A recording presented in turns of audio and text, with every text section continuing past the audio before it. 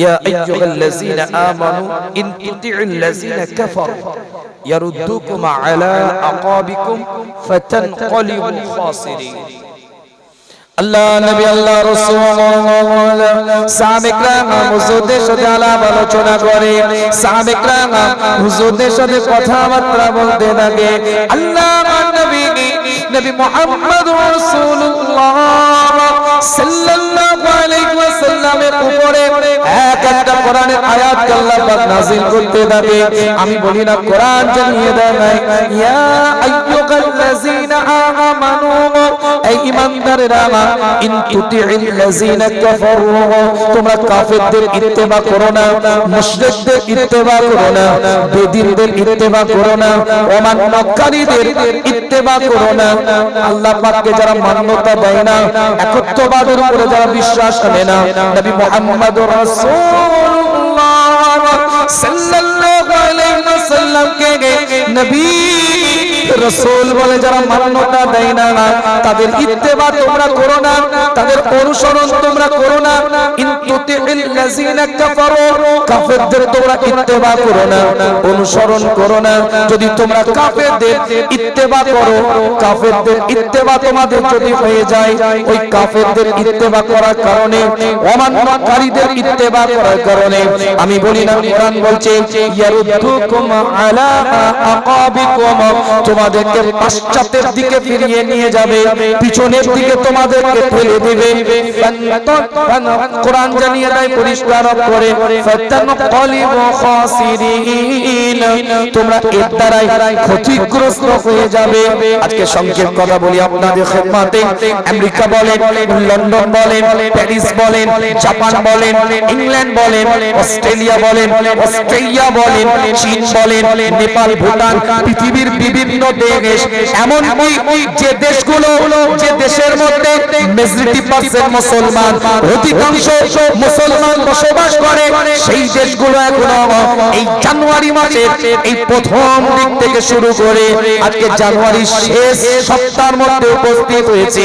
Last week জানুয়ারির মাসের মধ্যে একটু মনে রাখবেন, এই জানুয়ারি মাসের মধ্যে দিন বিরোধী, ইসলাম বিরোধী, কোরআন বিরোধী, ইসলামের নীতি আদর্শ বিরোধী বিভিন্ন কর্মের মধ্যে লিপ্ত আছে।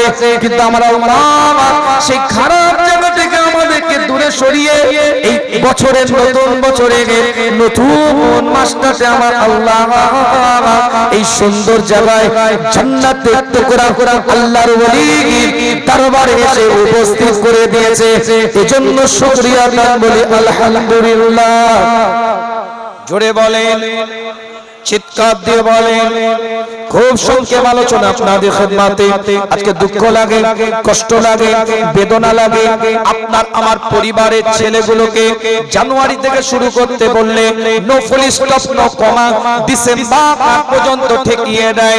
আপনার আমার পরিবারের ছেলেগুলো যদি বৈশাখ মাস আরবি বাংলা মাসের প্রথম দিক থেকে শুরু করতে বলা হয়, মাঝখানে হয়তো দুই একটা বাম্পার পাবে, কিন্তু চৈত্র পর্যন্ত ঠেকিয়ে দেবে। কিন্তু মুসলমানের কোন মাসটা আরবি বছরের প্রথম আর কোন মাসটা আরবি বছরের শেষ এখনো পর্যন্ত অনেক ইমানদারের বাচ্চা জানে না। কথা বলতে হবে, খুব ফাস্ট আলোচনা।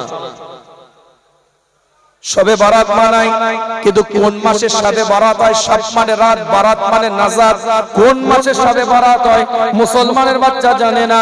সামনে আসবে শবে মেরাজ, শব মানে রাত, মেরাজ মানে রাত। সূরা আপনার মেরাজ মানে উদ্যগমন। সূরাতুল বানি ইসরাঈল 17 নম্বর সূরা 1 নম্বর আয়াতে কোরআন জানিয়ে দেয় সুবহানাল্লাযী আসরা বিআবদিহি লাইলান মিনাল মাসজিদিল হারাম ইলাল মাসজিদিল আকসা الذي باركنا حوله لنريكم من آياتنا إنه هو السميع البصير। এই যে শবে মেরাজ আমার রাসূলের উদ্যগমন হয়েছে, এইটা কোন মাসে হয় অনেক মুসলমানের বাচ্চা জানে না। মুসলমান জানে শবে মেরাজ, কিন্তু কোন মাসে কত তারিখে শবে মেরাজ হয় এটা জানে না। ঈদুল ফিতরের নামাজ আদায় করে ঠিকই, কিন্তু কোন মাসে ঈদুল ফিতর হয় এটা মুসলমানের বাচ্চা জানে না। কুরবানি মানায়, পশু জবাই করে, কিন্তু কোন মাসে কুরবানি হয় এটা অনেক মুসলমানের বাচ্চা জানে না। কি ভাই কথা ঠিক না? খুব ফাস্ট আলোচনা করছি। আল্লাহ বলছে তোমরা কাফেরদের ইত্তেবা করো না।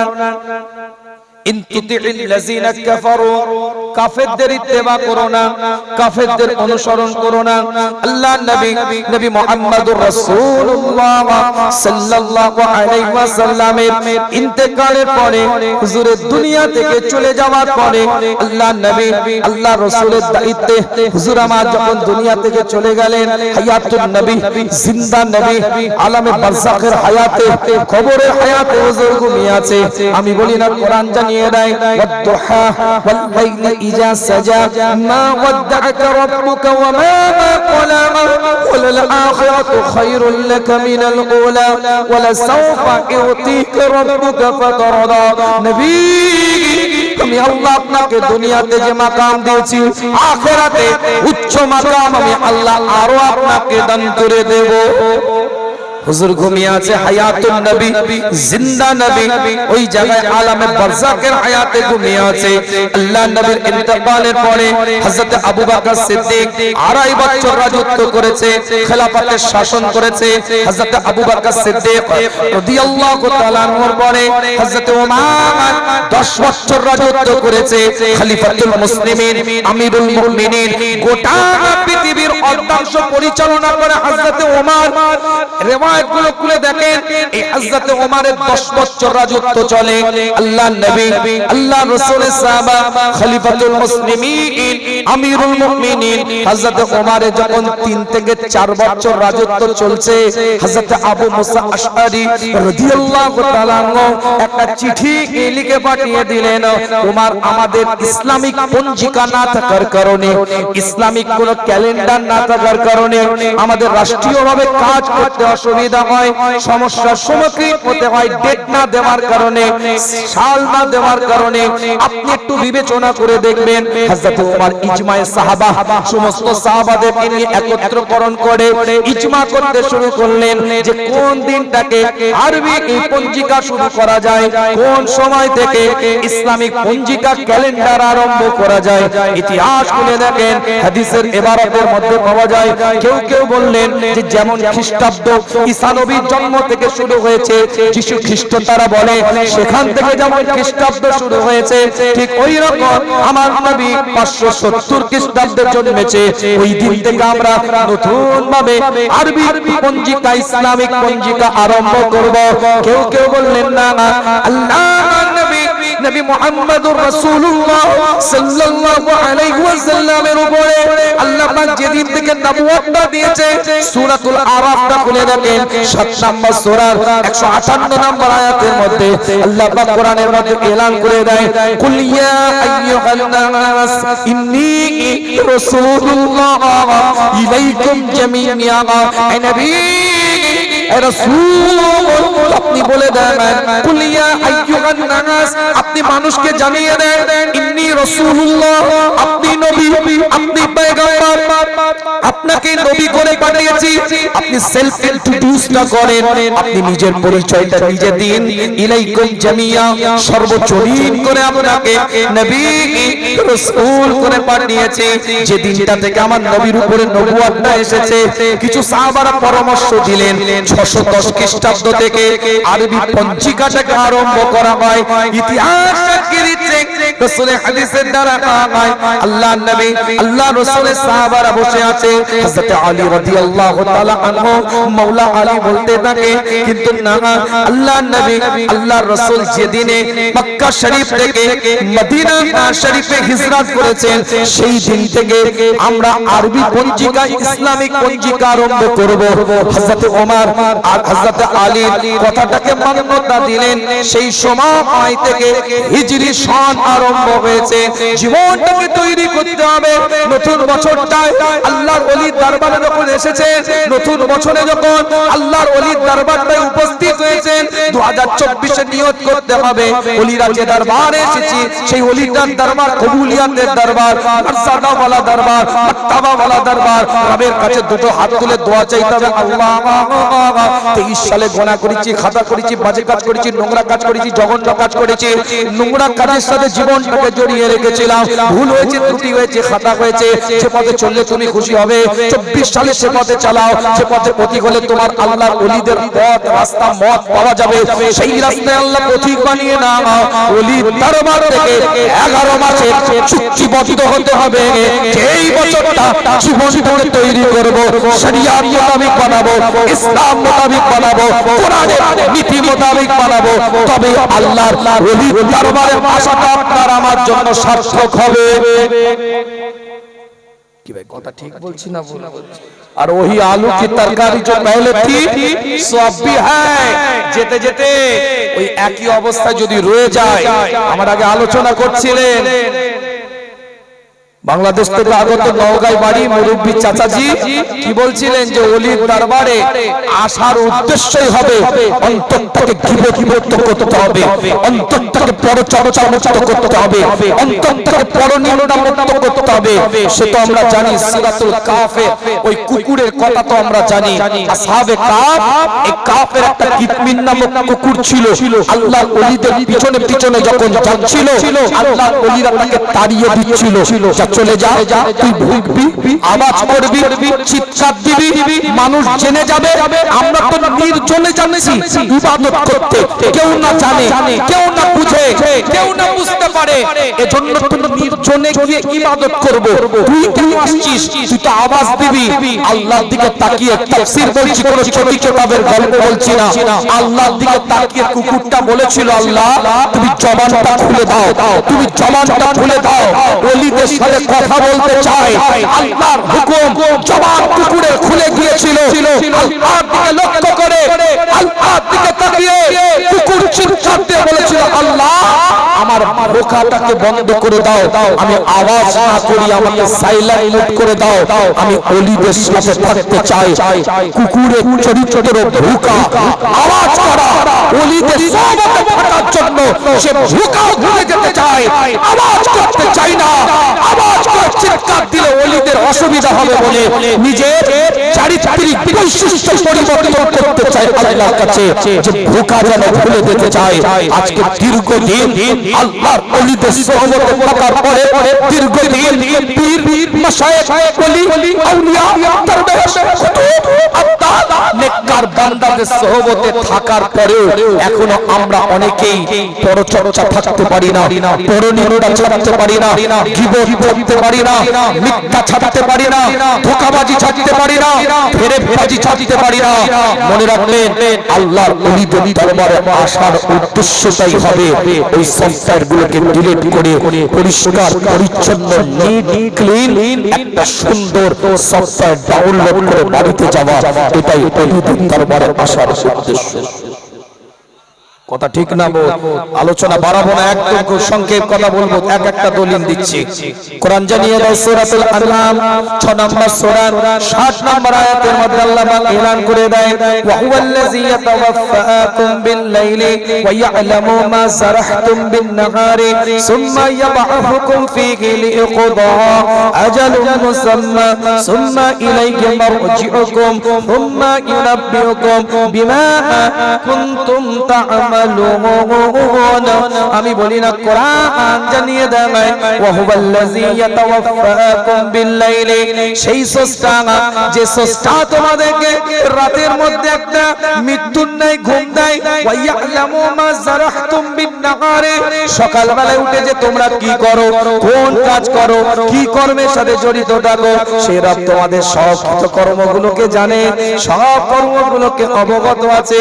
সুম্মা ইয়াব'আথুকুম ফীহি লিইকদা আজালুন মুসাম্মা, নির্দিষ্ট সময় তোমাদেরকে রব আমার ঘুম থেকে তুলে দিবে, নির্দিষ্ট সময় ঘুম থেকে রব উঠিয়ে দিবে। সুম্মা ইলাইহি মারজিউকুম সুম্মা ইউনাব্বিউকুম বিমা কুনতুম তা'মালুন, তোমাদের সমস্ত কৃতকর্ম আল্লাহ জানে, তোমাদেরকে রবের দরবারে ফিরে যেতে হবে। অন্য আয়াতের মধ্যে এসেছে সুম্মা ইউমিতুকুম সুম্মা ইউহয়িকুম সুম্মা ইলাইহি তুরজাউন। এই আয়াতের মধ্যে আল্লাহ পাক এলান করে দিয়েছে, সূরাতুল আনআমটা খুলে দেখেন 6 নম্বর সূরা 60 নম্বর আয়াতে আল্লাহ পাক এলান করে দিচ্ছে করেছে ওয়া হুয়াল্লাযী রাতের মধ্যে একটা নির্ধারক ঘুম আল্লাহ পাক দেয় এই ঘুমটা আপনার আমার জন্য জীবন তৈরি করে দেয় কেমন ঘুম যে ঘুমের আগে জীবন তৈরি করতে হবে ইস্তেগফারের মাধ্যম দিয়ে তওবার মাধ্যম দিয়ে দরুদের মাধ্যম দিয়ে আল্লাহর ওলিরা সেইভাবে জীবনটাকে তৈরি করেছে নীতিমালা অনুযায়ী জীবনটাকে তৈরি করেছে ওয়ায়ালামু মা যারাহতুম বিন নাহারি সকাল বেলায় তোমরা কি কর্ম করো সকাল বেলায় তোমরা কি কাজ করো সেটা আল্লাহ পাক জানে মাওলা পরওয়ারদিগার জানে শুধু তাই নয় নির্দিষ্ট সময় তোমাদেরকে রব আবার ঘুম থেকে তুলে দিবে মাওলা আবার ঘুম থেকে তুলে দিবে পরওয়ারদিগার আবার ঘুম থেকে তুলে দিবে আবার তোমাদেরকে আবার রবের দরবারে ফিরে যেতে হবে নিশ্চয় রব তোমাদের সব কৃত কর্মগুলোকে জানে আল্লাহর ওলিদের দরবারে এসে রাতের ঘুমের আগে জীবন তৈরি করতে হবে সকাল বেলায় ঘুম থেকে ওঠার আগে হাইয়ালাস সালাহ হাইয়ালাল ফালাহ বলে যখন চিৎকারটা দিবে মুয়াজ্জিন আসসালাতু খায়রুম মিনান নাওম বলে যখন আওয়াজটা তুলবে মুয়াজ্জিন সেই সময় কাতারে কাতারে দাঁড়িয়ে যেতে হবে জীবনটাকে তৈরি করতে হবে জীবনের আদর্শটাকে বানিয়ে নিতে হবে আল্লাহ পাক কবুল করে মর্যাদাওয়ালা মাত্তাবাওয়ালা বানিয়ে দিবে ভাই এসেছে আলোচনা না সূরাতুন নূর 24 নম্বর সূরা 19 নম্বর আয়াতটা খুলে দেখেন আলোচনা ডিপে যেতে পারিনি শুধু বোঝাতে চেয়েছি দুটো আয়াত দিয়ে রব জানে কর্মগুলো গভীর রাতে যে বসে আছেন আল্লাহ জানে বান্দা আমাকে ডাকছে মাওলা আমাকে জানে বান্দা আমাকে ডাকছে আল্লাহ তার বান্দাকে বলছে ইন্নাল লাযিনা ইউহিব্বুনা আন তাশিআল ফাহিশাতু في الذين آمنوا لهم عذاب عليم في الدنيا والآخرة والله يعلم وأنتم لا تعلمون الله পাক ডাইরেক্ট জানিয়ে দেয় নিশ্চয়ই তোমাদের মধ্যে থেকে যারা অশ্লীল কাজ করবে খারাপ কাজ করবে আল্লাহ পাক বলছে নিশ্চয়ই তোমাদের মধ্যে থেকে কাদের মধ্যে থেকে ঈমানদারদের মধ্যে থেকে যারা অশ্লীল কাজ করে ফেলবে খারাপ কাজ করে ফেলবে লাহুম আযাবুন আলীম তাদের জন্য কঠিন শাস্তি আছে সূরাতুর রাদের মধ্যে আল্লাহ পাক জানিয়ে দিচ্ছেন বলছে কিতাবটা খুলে দেখেন 11 নম্বর আয়াত 13 নম্বর সূরার মধ্যে আল্লাহ এলান করে দেয় যে নিজে থেকে কওম পরিবর্তন হয় না সেই কওমকে আল্লাহ পাক পরিবর্তন করে না যে কওম নিজে থেকে পরিবর্তন হয় সেই কওমটাকে আল্লাহ আমার পরওয়ারদিগার পরিবর্তন করে দেয় শেষ কথা বলছি আপনাদের খিদমতে যেমন আল্লাহ ওই আয়াতের মধ্যে বলেছেন বান্দাকে এলান করে দিয়েছেন বান্দাকে সাবধান করে দিচ্ছে অশ্লীল কাজ করো না ঈমানদারের পরিচয় দিয়ে খারাপ কাজ করো না ঈমানদারের পরিচয় দিয়ে মুত্তাকির পরিচয় দিয়ে খারাপ কাজ তোমাদের যেন হয়ে না যায় ঈমানদার ফিল লাযিনা আমানু তোমাদের মধ্যে থেকে ঈমানদারদের মধ্যে থেকে আনতাশিয়াল ফাহিশাতু অশ্লীল কাজ না হয়ে যায় তাহলে অশ্লীল কাজ হওয়ার কারণে লাহুম আযাবুন আলীম অশ্লীল কাজ হওয়ার জন্য কঠিন আযাব আসবে দুনিয়ার মধ্যে আখিরাতের মধ্যে যেমন আল্লাহ বান্দাকে কথা বললেন ঠিক উল্টো দিকে বান্দাকে এটা জানিয়ে দিচ্ছে যেমন আল্লাহ শাসন করলেন তেমন বান্দাটাকে আল্লাহ রহমতের কোলে আল্লাহ অন্যভাবে তুলে নিচ্ছে সূরাতুল আল ইমরানটা খুলে দেখেন তৃতীয় নম্বর সূরা 135 নম্বর আয়াতের মধ্যে আল্লাহ পাক এলান করে দেয় ইন্নাল লাযিনা ইয়াখশাউনা রাব্বাকুম বিল গায়বি অন্য আয়াতে সূরাতুল মুলকের মধ্যে এটা বলেছে 12 নম্বর আয়াতে আমার আল্লাহ পাক এলান করে দিচ্ছে সূরাতুল আল ইমরানের মধ্যে পরিষ্কার করে ওয়াল্লাযিনা ইযা ফাআলু ফাহিশাতা আও যালামু আনফুসাহুম যাকারুল্লাহ ফাস্তাগফিরু লিযুনুবিহিম ওয়া মান ইয়াগফিরুয যুনুবা ইল্লাল্লাহ আমি বলি না কোরআন জানিয়ে দেয় ওয়াল্লাযিনা ইযা ফাআলু ফাহিশাতা তোমাদের মধ্যে যদি কেউ অশ্লীল কাজ করে খারাপ কাজ করে বাজে কাজ করে নোংরা কাজ করে আও যালামু আনফুসাহুম যদি নিজের নফসের উপরে অত্যাচার করে এই অবস্থায় যাকারুল্লাহ আমি আল্লাহ আমাকে যদি স্মরণ করে আমি আল্লাহ আমাকে যদি ডাকে কিসের জন্য ডাকবে সেটাও কোরআন বলছে ফাস্তাগফিরু লিযুনুবিহিম নিজেদের গুনাহ থেকে বাঁচার জন্য যদি কেউ আমাকে ডাকে আমার আল্লাহ জানিয়ে দেয় ওয়া মান ইয়াগফিরু যুনুবা ইল্লাল্লাহ কে আছে আমি আল্লাহ ছাড়া তোমাদেরকে ক্ষমা করবে আমি আল্লাহ সবাইকে ক্ষমা করে দেব।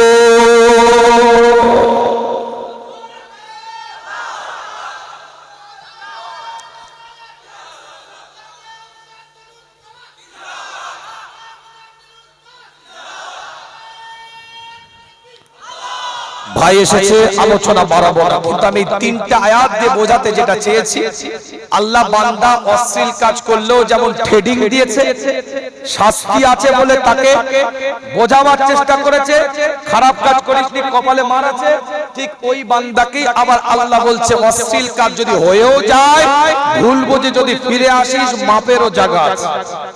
দুটো আয়াতই বলেছি আপনাদেরকে। একটা জায়গায় আল্লাহ বলছে ইন্নাল লাযিনা আনতাশিয়াল ফাহিশাতু ফিল লাযিনা আমানু, ঈমানদারদের মধ্যে যদি অশ্লীল কাজ হয় লাহুম আযাবুন আলীম, মার বাঁধা আছে। ঠিক অন্য আয়াতের মধ্যে আবার আল্লাহ বলছে ওটা তো আমি আল্লাহ তোদেরকে সাবধান করার জন্য বলেছি, আল্লাহ আবার দয়ার জায়গা থেকে বান্দাকে ডেকেও নিচ্ছে, ওয়াল্লাযিনা ইযা ফাআলু ফাহিশাতান আও যালামু আনফুসাহুম যাকারুল্লাহ, আমাকে ডাকলে অশ্লীল কাজ করার পরেও আমি আল্লাহ, ওয়া মা ইয়াগফিরু যুনুবা ইল্লাল্লাহ, আমি আল্লাহ ছাড়া কেউ maaf করার জায়গা নেই। জোরে বলবেন। ওলিদের মার্কাজ জীবন তৈরি করেন।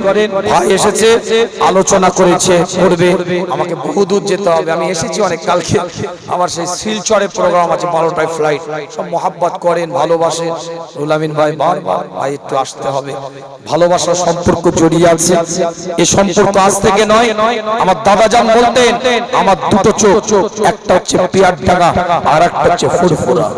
এটা পড়তাবে কাইয়ুম মুজাদ্দিদুজ জামান আলা হযরত দাদা হুজুর পীর কেবলা রাহমাতুল্লাহ আলাইহি বড় সাহেবজাদা শেখুল ইসলাম মুজাদ্দিদুজ জামানের পূর্ণ কামালিয়াতের অধিকারী আলা হযরত বড় হুজুর পীর কেবলা রাহমাতুল্লাহ আলাইহির কথা, সেই প্রতাপপুর দরবার, সেই ধারা এবং এর সাথে সাথে আরো আমাদের সম্পর্ক পরবর্তীতে জড়িয়েছে। সেই সম্পর্কের ধারা আপনাদের ভালোবাসায় দৌড়ে আসা। ভাই এসেছে, ভাইকে বসিয়ে রেখে দুটো কথা হয়ে গিয়েছে। ক্ষমা প্রার্থী, গুনাহগারের জন্য দোয়া করবেন, আমি আপনাদের জন্য দোয়া করি, আল্লাহ কবুল করেন। সকলে বলেন আমিন। যাদের হৃদয়ে আছে আল্লাহর ভয়, তারা কবু পথ ভুলে যায় না। আল্লাহর প্রেম ছাড়া এই দুনিয়ায় কারো কাছে কোনো কিছু চাই না। যাদের হৃদয়ে আছে আল্লাহর ভয়, তারা কবু পথ ভুলে যায় না। আল্লাহর প্রেম ছাড়া এই দুনিয়ায় কারো কাছে কোনো কিছু চাই না। রাতে রাদারে যারা সিজদাতে রয়, দু চোখে অশ্রুতে নদী যেন বয়। রাতে রাদারে যারা সিজদাতে রয়, দু চোখে অশ্রুতে নদী যেন বয়। ছলনার আচানি যতই আসুক পিছনে ফিরেও তাকায় না। যাদের হৃদয়ে আছে আল্লাহর ভয়, তারা কবু পথ ভুলে যায় না। আল্লাহর প্রেম ছাড়া এই দুনিয়ায় কারো কাছে কোনো কিছু চাই না। আল্লাহ